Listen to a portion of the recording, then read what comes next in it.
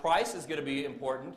Now, I want to make something very clear, though, when I talk about price. I am not saying you have to be the cheapest price. As a matter of fact, I think you should be everything but the cheapest price if you're at a car dealership writing service today. What I'm saying when I say price is the price has to meet the quality and value that the customer receives based on what they pay. And I want to stick with this. I'm getting some funny looks, and I'll tell you what I mean by price.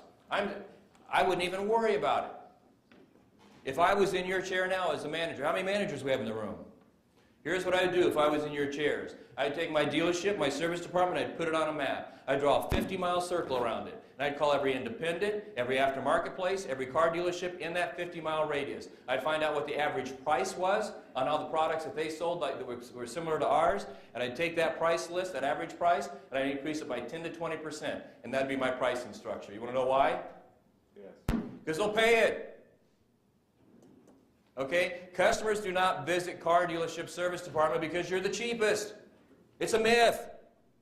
Okay? Now, I'm not against coupons. I think they have their place, but we coupon our people so bad to death that we in the service department start to believe that our stuff isn't any good. Nobody wants to buy it unless we're the cheapest price and we discount it down to the bottom dollar.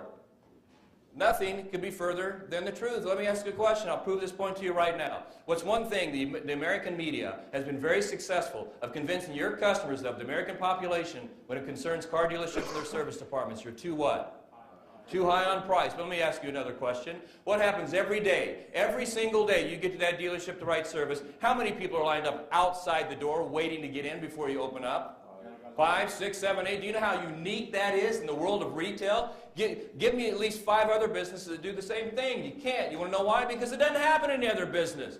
They're in line. And then once you open up the door, how many more people come across that service drive throughout the day? Another 20, 50, 100, 200? You tell me. Now let me ask you a question. If you yourself needed a product or a service, and the place you went to had a reputation of overcharging, being dishonest, and not on the up and up, would you go? No. Neither will your customers. Price has nothing to do with it. We put this myth in their head.